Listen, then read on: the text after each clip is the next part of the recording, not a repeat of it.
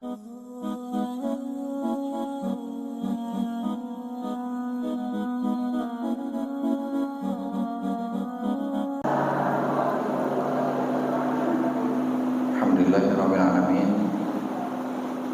Nahmaduhu wa nasta'inuhu wa nastaghfiruh. Wa na'udzu billahi min syururi anfusina wa sayyiati a'malina. May yahdihillahu fala mudilla lahu wa may yudlil fala hadiya lahu. Asyhadu an la ilaha illallah wa asyhadu anna Muhammadan abduhu wa rasuluh alladzi la nabiyya ba'dahu. Allahumma shalli ala sayyidina Muhammad wa ala sayyidina Muhammad.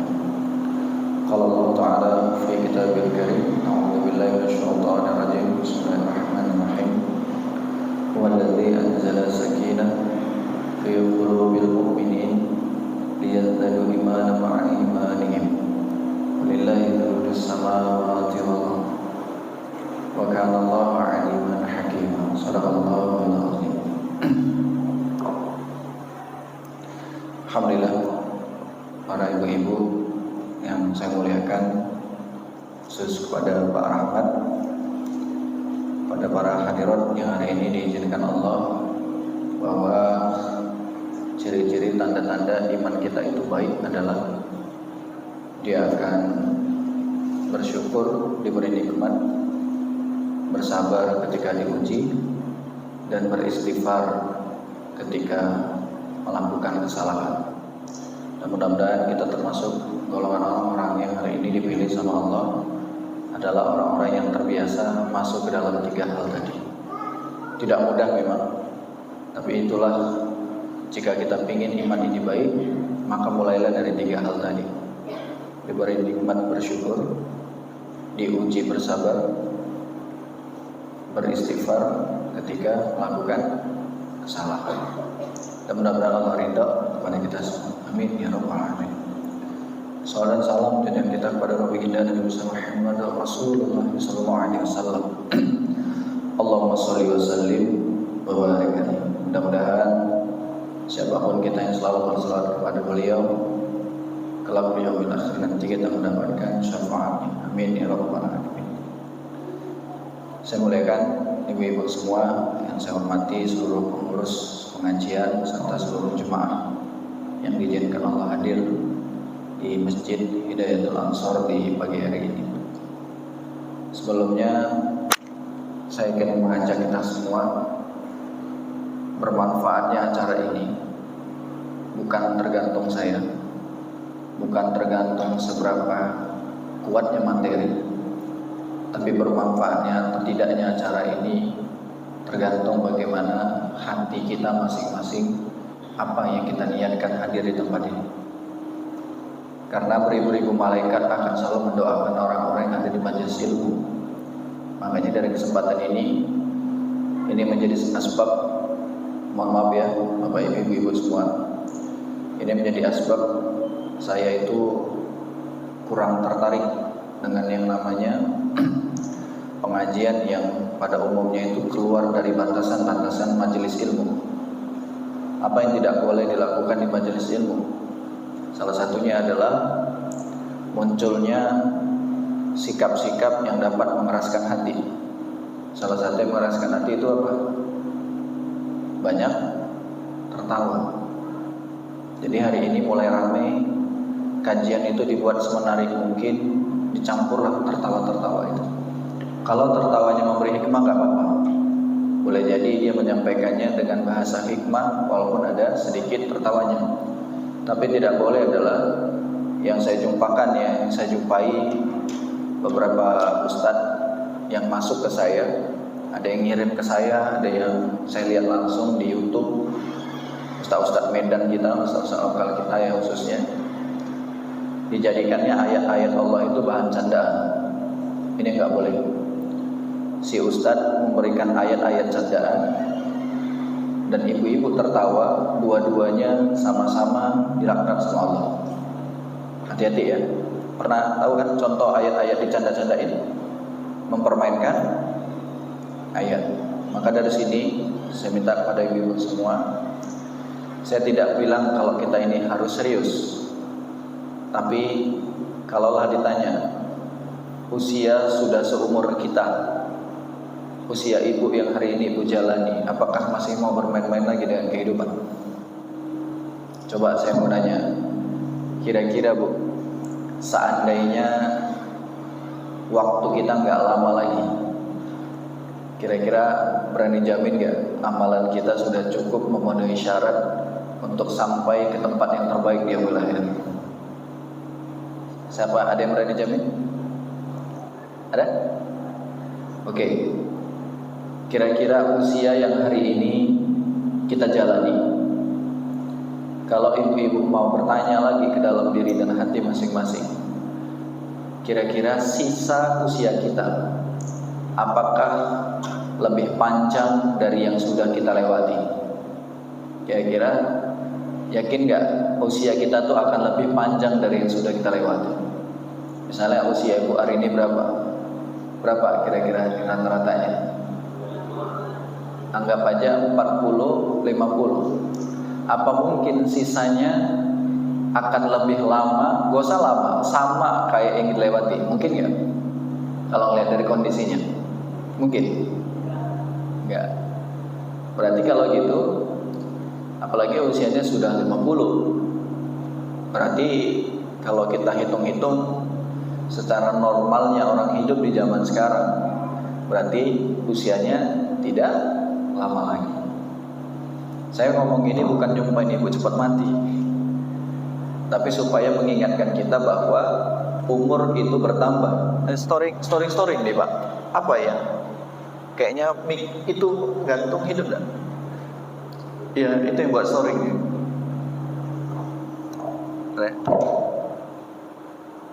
Ini ya. Dikecilin dikit bisa? Nggak bisa dikecilin dikit dalam. Oh. Ya, dengung-dengung suaranya. Cek. Oh. Cek. Gak ada kontrolnya ya. Mas Inji, ini kegedean.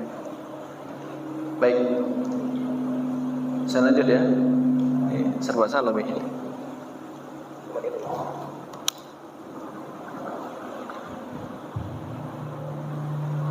Dengung, cek, kurang bagus suaranya.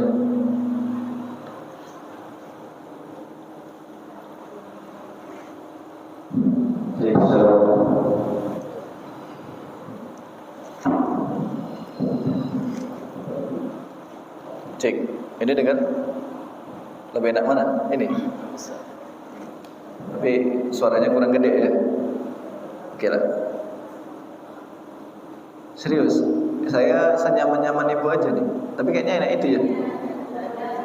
Ya, itu aja lah Pak.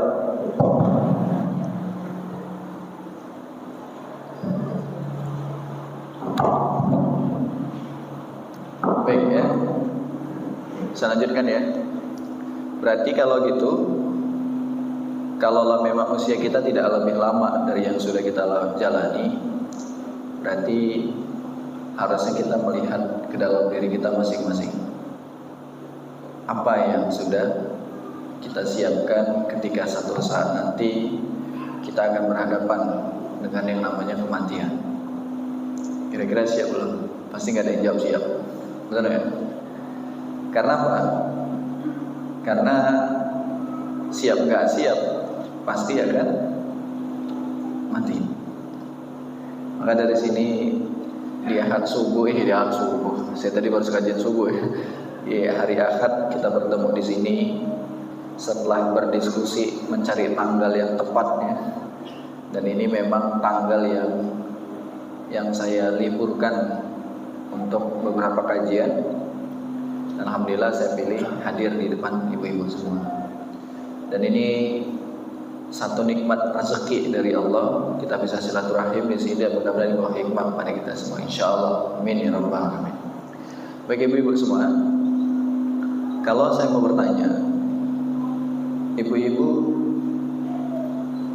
boleh jawab ya, kira-kira dari pertanyaan saya ini ada nggak di hidup kita yang namanya kebetulan? Ada nggak yang namanya kebetulan? Hah? Gak apa-apa, ini santai aja. Ada nggak di hidup kita yang namanya kebetulan? Gak ada.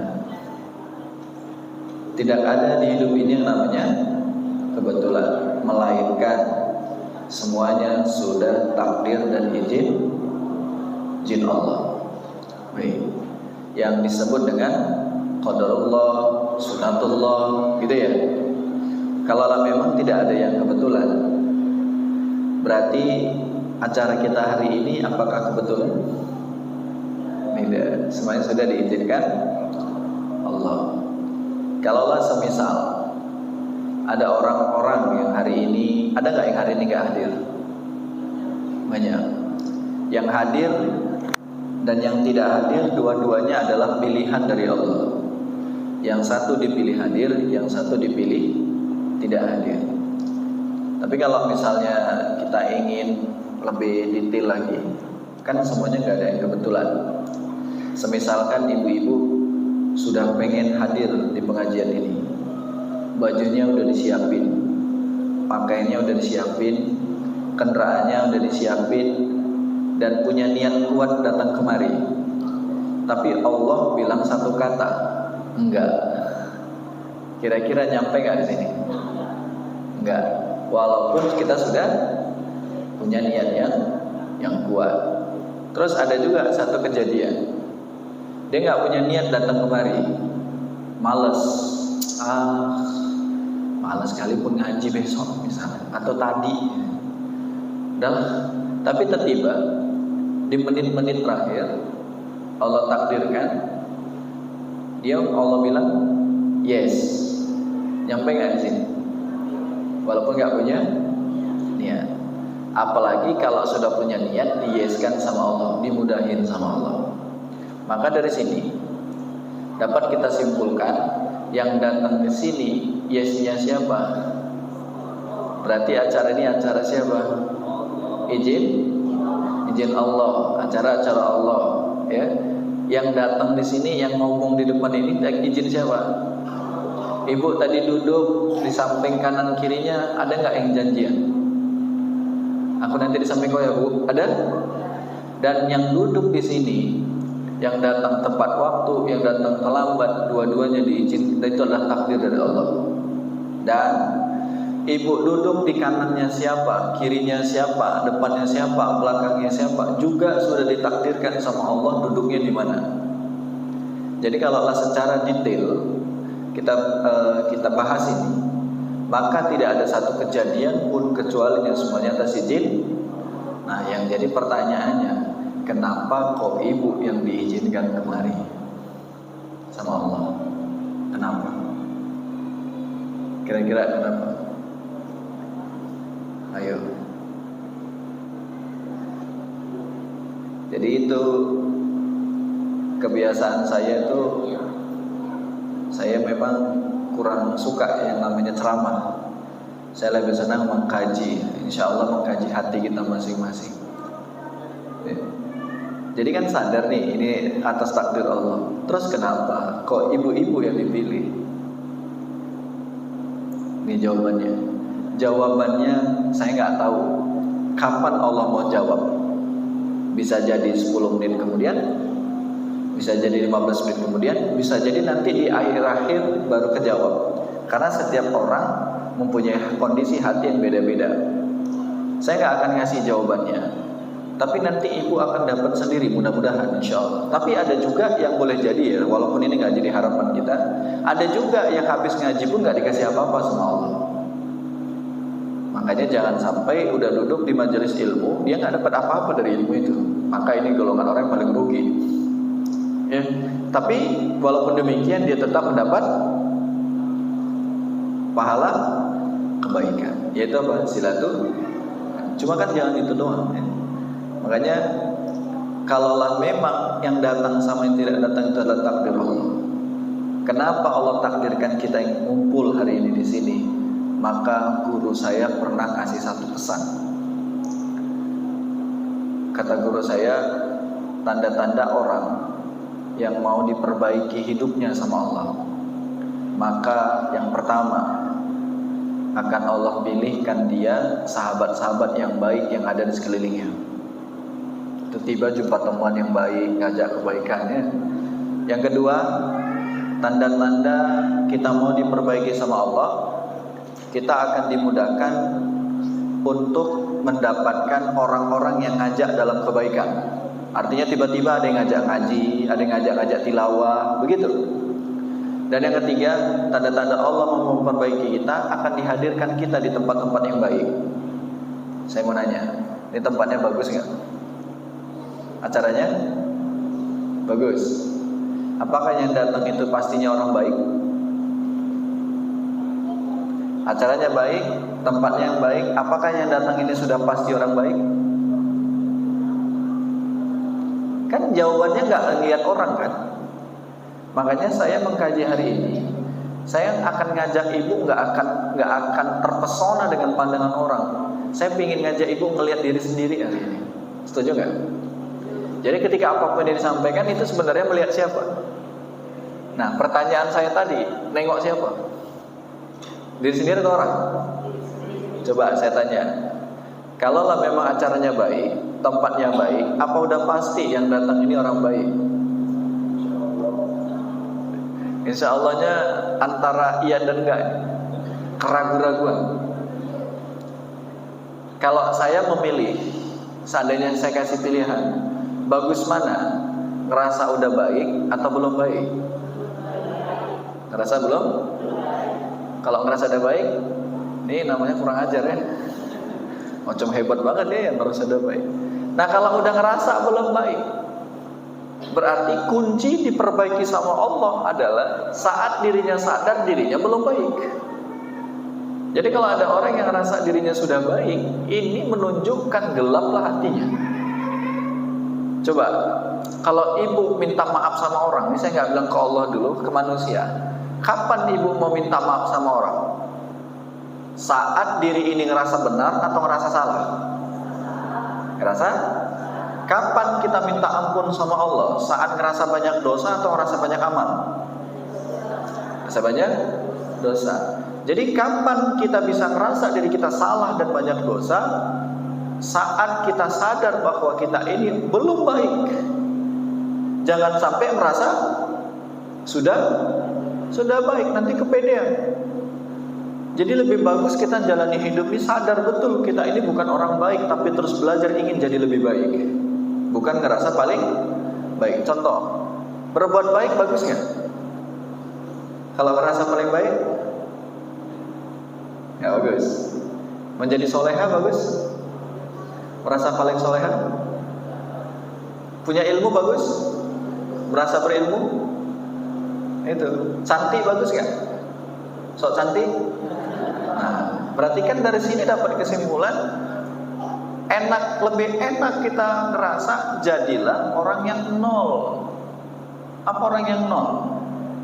Orang yang nggak ngerasa lebih, nggak ngerasa lebih hebat, nggak ngerasa lebih baik, yang sadar nol. Di mana nol itu?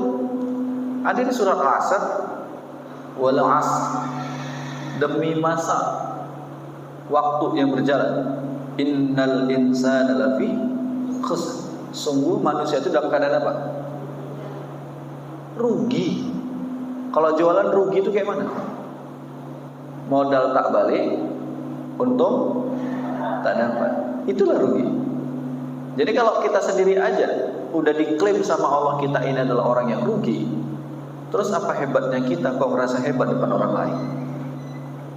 Saya pengen, ya, saya nggak tahu nih, yang pernah ngaji sama saya siapa?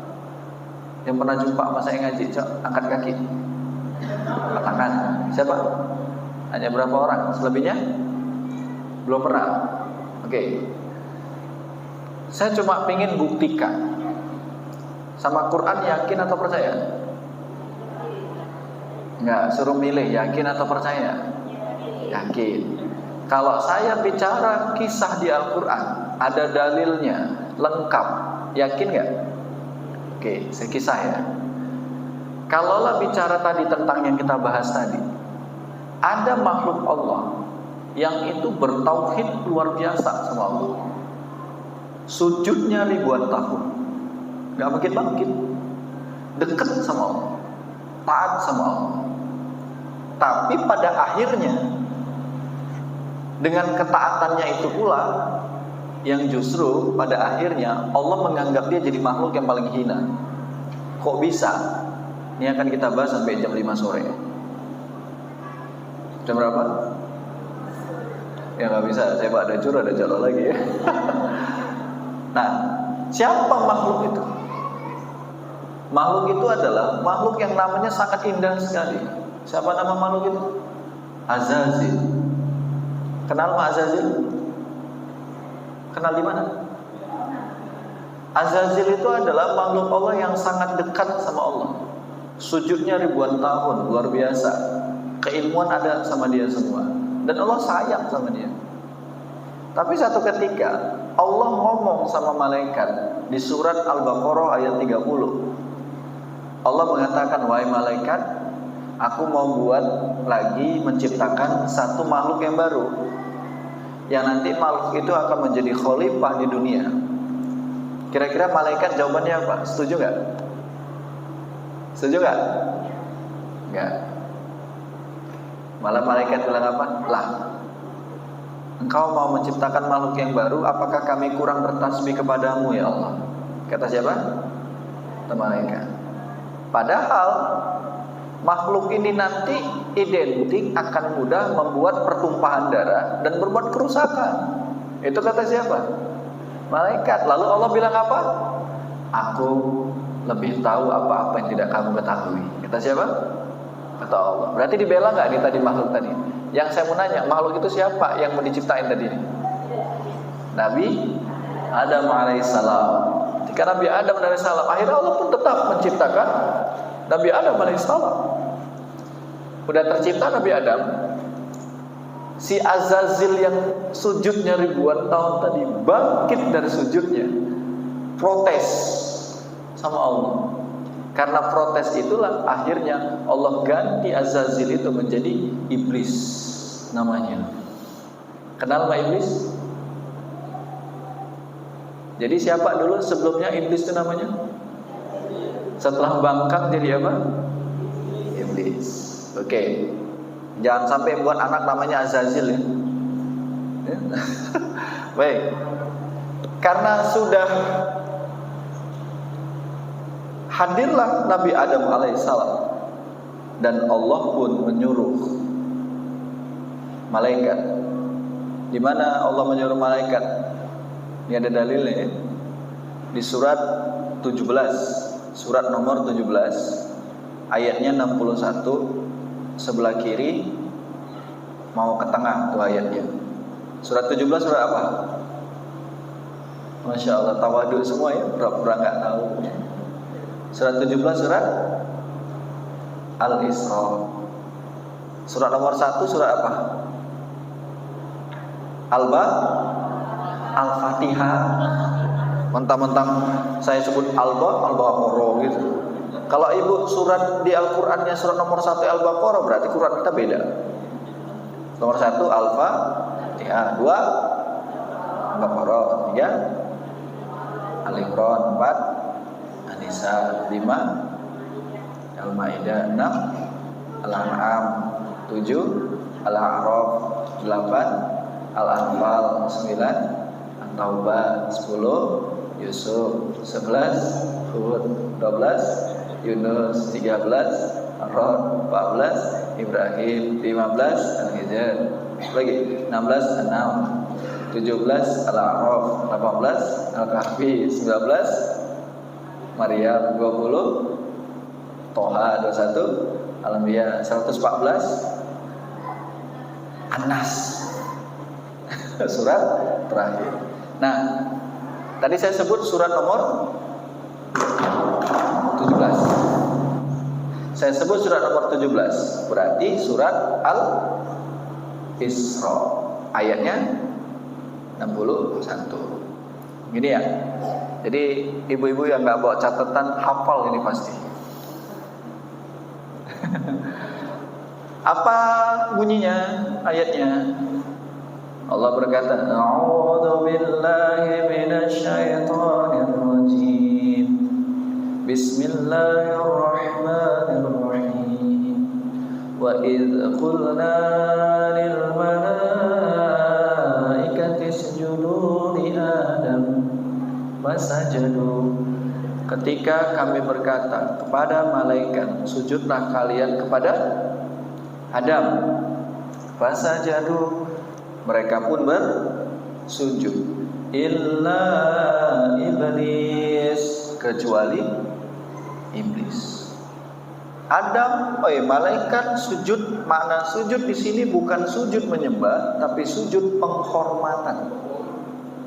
Karena manusia ditakdirkan Allah dalam kondisi sempurna. Makanya malaikat yang begitu luar biasanya sama Allah tetap lebih sempurna manusia. Apa yang tidak dimiliki malaikat ada sama manusia, yaitu nafsu. Justru nafsu itu bagian dari apa? Melengkapi kesempurnaan. Tapi kalau tak pandai menjaga nafsu, hancur lagi dari situ. Ya, baik. Ketika dia sujud, malaikat sujud. Yang nggak mau sujud tadi siapa? Kecuali iblis. Karena iblis nggak mau sujud, Allah pun memanggil iblis. Dipanggil sini. Iblis sini, interview. Terjadilah percakapan Allah dengan iblis. Nah, percakapan Allah dengan iblis, Allah bertanya kepada iblis. Percakapan itu ada di Al-Quran. Di surat nomor 7. Nah, nomor 7 tadi surah apa? Ini pura-pura mikir atau enggak tahu? Surat Al-A'raf. Surat nomor 7. Ayatnya ayat 12. Posisinya di mana? Di sebelah kiri, bagian atas, tepat baris pertama. Itu surat Al-A'raf ayat 12. Apa bunyinya? Dipanggil sama Allah. Ma mana'aka an tasjuda idz amartuka. Apa yang menghalangimu tidak mau sujud kepadanya? Idz amartuka. Aku yang perintahkan kamu. Kata siapa? Allah. Tapi apa jawaban iblis? Kata iblis, ana khairu minhu. Aku lebih baik darinya. Kata siapa? Iblis. Ulangi. Ana khairu minhu. Saya ulangi. Hafal ya. Tiga kata aja. Ana khairu minhu. Saya ulangi. Apa artinya? Aku lebih baik darinya. Apakah Allah setuju? Enggak. Kenapa engkau merasa dirimu lebih baik daripada Adam? Lalu iblis pun menjawab, masih di ayat yang sama. Khalaqtani min nar wa khalaqtahu min tin. Aku tercipta dari api dan dia tercipta dari tanah. Ternyata iblis mengklaim kalau zat penciptaannya ngerasa lebih mulia daripada Adam. Tapi saya mau nanya, pernah nggak Allah mengatakan kalau api itu lebih mulia daripada tanah? Pernah? Justru yang buat onar siapa? Api yang tanah? Api. Neraka dari apa? Api yang tanah? Api. Makanya inilah Allah nggak setuju dengan alasan iblis tadi. Karena Allah nggak setuju. Apa kata Allah? Fakhruj, keluar. Dari mana? Keluar dari surga. Innaka minas sagirin. Sungguh engkau akan jadi makhluk yang hina. Bu, saya bertanya. Ahli sujud? Iblis tadi? Taat sama Allah? Patuh sama Allah? Oke. Cuma gara-gara apa? Gara-gara ngerasa lebih baik. Allah buat apa? Hina. Oke. Biar fokus. Tadi barusan cerita kisah tentang siapa saya bahas tadi? Tadi barusan. Jangan nanti udah saya bahas rupanya nggak fokus kisah siapa? Kisah siapa? Azazil. Kisah siapa? Yang saya bahas tadi itu adalah kisah kita. Kisah kita sendiri, kisah ibu-ibu, kisah saya. Loh, kok larinya ke kisahku pula? Iya. Yang sadar nggak sadar, pakai rumusnya iblis, ngerasa lebih baik daripada orang lain. Astagfirullahaladzim. Iblis ngerasa lebih baik daripada orang lain, dicampakkan Allah dari surga. Lah kita siapa? Masuk surga belum? Mimpi, siapa yang pernah mimpi masuk surga sih? Belum. Cium bau surga? Terus orang sebelahnya ngomong ahli surga, nah kau pernah? Yang di surga aja dicampakkan Allah. Lah kita kok malah sok-sokan merasa lebih baik daripada orang lain. Jadi orang yang merasa lebih baik daripada orang lain itu akan dibuat hina sama Allah. Astagfirullahaladzim. Di sini nggak pernah gitu ya? Enggak lah, nggak ngaku. Contohnya apa lagi?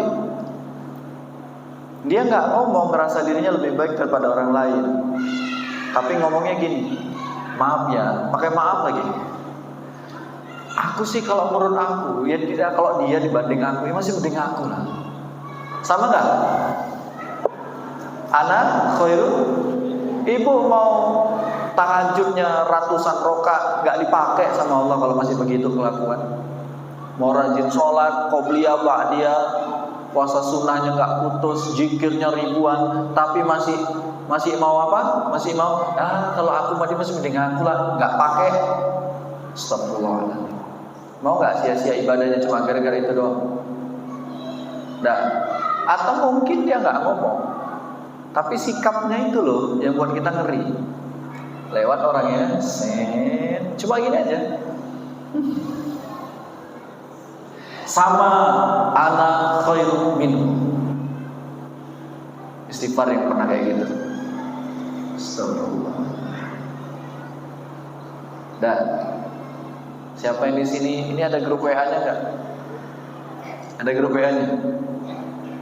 Bunyi WA, jeng di grup itu. Cuma ngomong gini aja. Malas sekali aku kok dia komen. Anak gitu. Ngaji ini. Kok dia datang jijik kali aku. Sama anak khairu min. Ngeri gak? Jadi kalau ada orang ngaji, kalau kelakuannya ini gak dirubah, mohon maaf, hidupnya penuh dengan apa?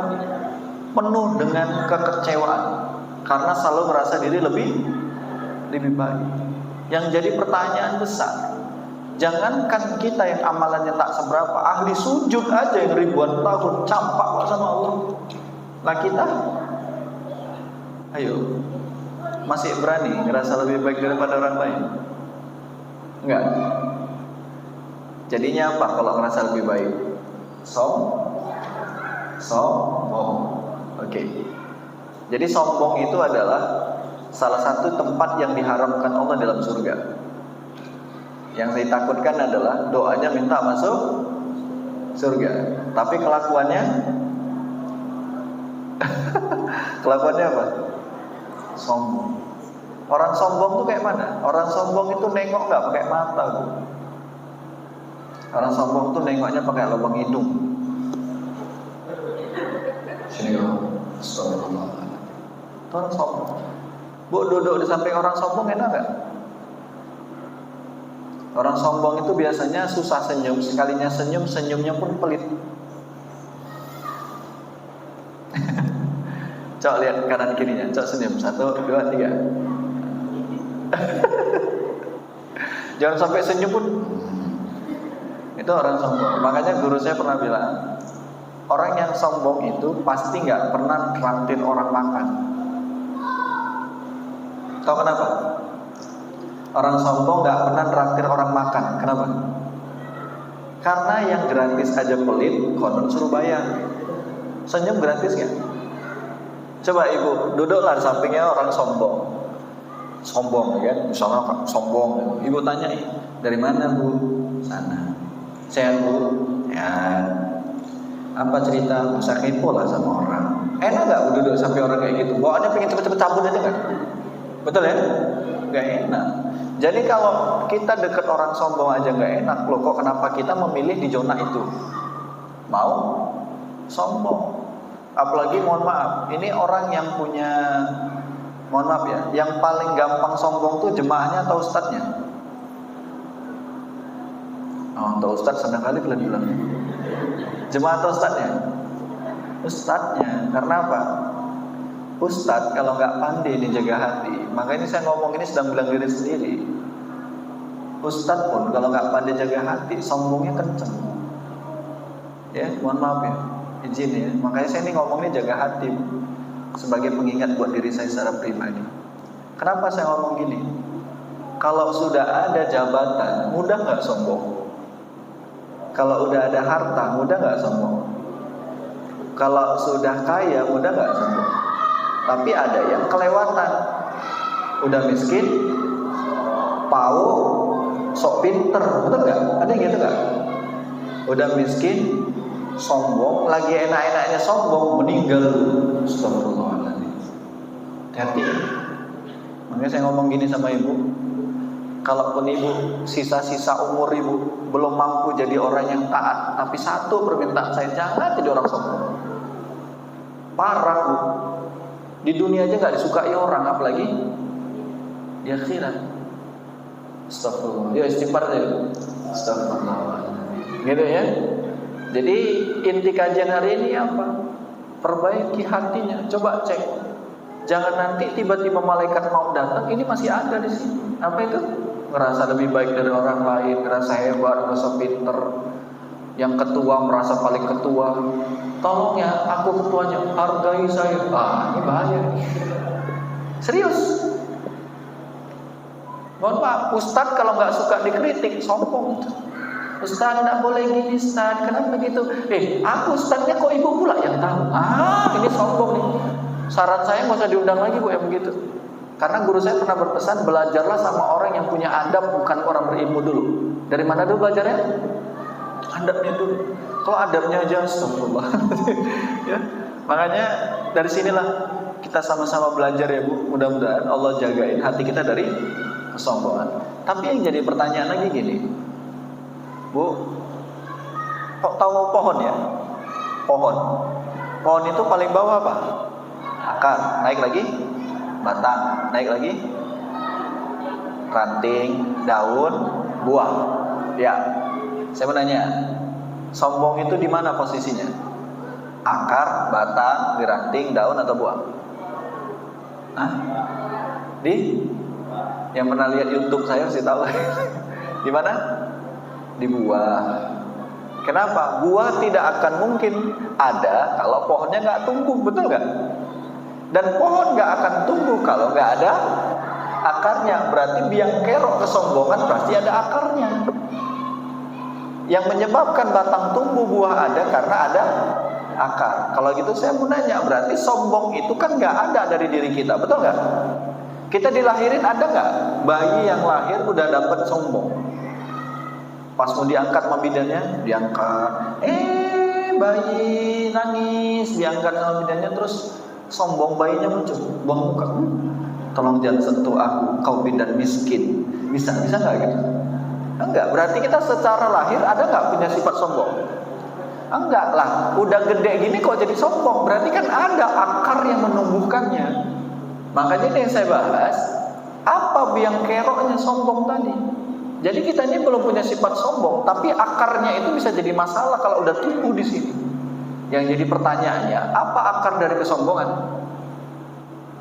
Hati-hati ibu, ibu belum sombong, kita belum sombong, saya belum sombong. Tapi kalau akarnya ini udah muncul, lama-lama jadi buah. Apa itu buahnya Pak Sok? Saya menanya, apa akar dari kesombongan? Akar dari kesombongan adalah, ini hati-hati ya, yang punya rasa ini istighfar. Akar dari kesombongan adalah munculnya satu rasa di dalam hati seseorang. Rasa apa itu? Rasa ingin dihormati. Ayo, rasa ingin dihormati itu adalah akar dari atau bibit dari kesombongan. Makanya ini yang jadi ketua STM, ketua Wirid, ketua BKM kalau udah sempat ngomong, tolong hargai saya, aku ketuanya di sini. Nah, ini udah masuk penyakit itu. Seorang suami udah ngomong ke istrinya, aku kepala rumah tangga. Hati-hati. Bu, semakin ingin dihargai, semakin dihina sama Allah. Semakin merasa tinggi, semakin rendah. Nggak usah jauh. Ibu pernah nggak duduk sama orang bercakap tinggi aja cakapnya? Ngomong A, pernah. Ngomong B, ketinggalan kau. Ngomong C, udah bosan aku. Semua ada sama dia. Nanti kalau jumpa orang kayak gitu lagi, ngomong gini, aku pernah mimpi masuk neraka. Pernah nggak dia ngomong gitu? Kalau pernah juga udah gila kan itu. Ya. Bu, hati-hati ya. Ibu aja lah duduk dekat orang yang cakapnya tinggi, enak nggak dengernya? Wah. Kita gitu. Betul kan? Artinya apa? Semakin kita ingin dihargai, maka akan semakin menunjukkan kehinaan kita, Bu. Penting gak dihargai orang? Saya nanya, penting gak dihargai orang? Enggak. Hidup ini udah simpel aja. Gak dihargai ya gak apa-apa. Dihargai gak masuk surga, gak dihargai pun gak masuk neraka. Betul gak? Biasa aja. Cuma yang jadi pertanyaannya, karena udah muncul ngerasa mulia, saya mau nanya, Bu, enak gak dihina orang? Pegel saya. Kayaknya udah kodimu siap. Enak gak dihina orang, Bu? Misalnya dihina, ada orang ngomong gini sama Ibu, jelek kok ya. Nah, rasanya apa sih? Ayo, kalau orang yang ngerasa cantik bilang apa? Nah, kagak bilang aku jelek. Betul gak? Tapi kalau orang yang biasa aja, responnya biasa aja, apa jelek kok ya? Los. Betul kan? Bu, kira-kira waktu Ibu ngomong elos, itu yang bilang jelek, emosi gak? Tapi kalau Ibu bales, rasanya apa di sini? Dia yang senang, kita ya emosi. Makanya hati-hati. Dipuji orang gak penting, dihina juga gak penting. Kata Anies Baswedan apa? Dipuji jangan terbang, dihina jangan tumbang. Biasa aja. Makanya Bu, saya terus belajar itu.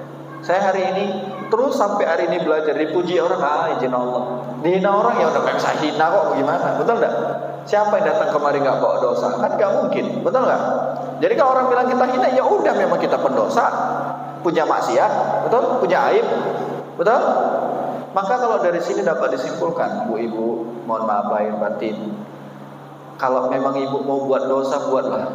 Tapi jangan dosa kesombongan, itu aja lah. Karena itu dosa yang paling dibenci sama Allah. Dalam Al-Quran, dua hal yang paling gak disukai sama Allah. Kalau Allah aja gak suka, masa kita mau praktekin, Bu? Apa itu? Allah mengatakan di surat nomor 4 ayat 36. Nah, surat nomor 4 surat apa? Hitung dulu. Al-Fatihah, Al-Baqarah. Itu loh. An-Nisa. 4 surat An-Nisa ayat 36. Posisinya itu ayatnya di sebelah kiri di tengah. Apa yang enggak disuka Allah dari dua ini? Allah mengatakan innallaha la yuhibbu man kana mukhtalan fakhura. Kata Allah, sungguh Allah tidak menyukai orang yang sombong dan membanggakan diri. Ada nggak gitu? Wah, astagfirullah. Dua hal ini Allah tidak suka. Siap, Bu, pulang dari pengajian ini jadi orang rendah hati? Insya. Kalau dicaci orang, biasa aja. Dipuji, biasa aja. Jangan sumringah, cantik kali. Biasa aja. Enggak lah, dalam hatinya, baru tahu kok kan.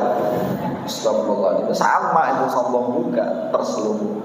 Dan ada nggak dosa di atas sombong? Maha sombong ada? Ada.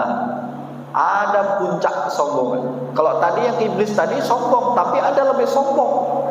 Puncak kesombongan. Mau tahu? Nggak mau ya udah. Mau. Apa puncak kesombongan? Tidak ada kesombongan yang lebih tinggi dari satu hal ini. Inilah maha sombong, embahnya sombong. Apa itu? Ketika dia menyombongkan ketidaksombongannya, itulah puncak kesombongan.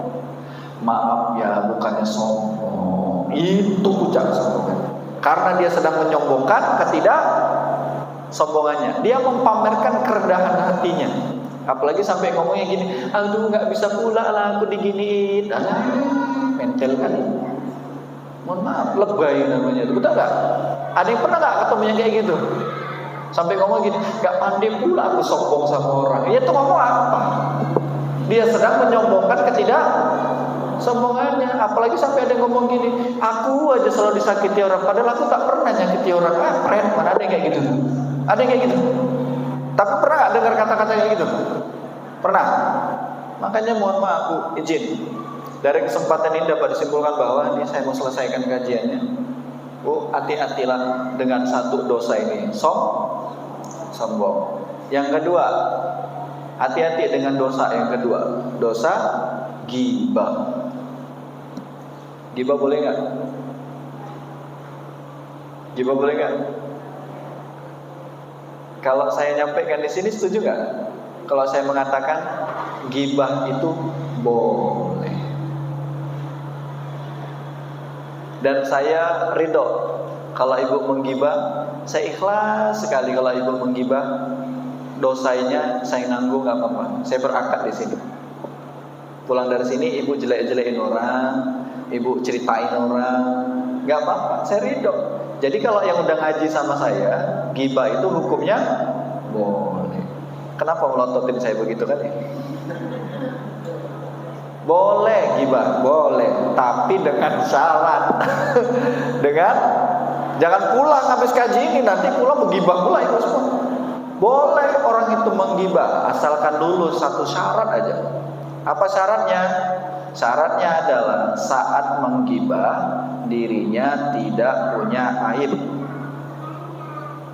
Lulus? Lulus gak? Jadi kalau ibu menggibahin orang, nanti tunggu ibu gak punya aib baru gibahin orang. Jadi kalau ada tukang gibah, udah kita putuskan aja. Wajar lah dia yang gibahin orang dia gak punya aib. Betul gak? Tapi saya tanya, ini punya aib semua gak? Lah kalau kita aja punya aib, ngapain ceritanya aib orang? Astagfirullah, ya istighfar lah ya. Astagfirullah.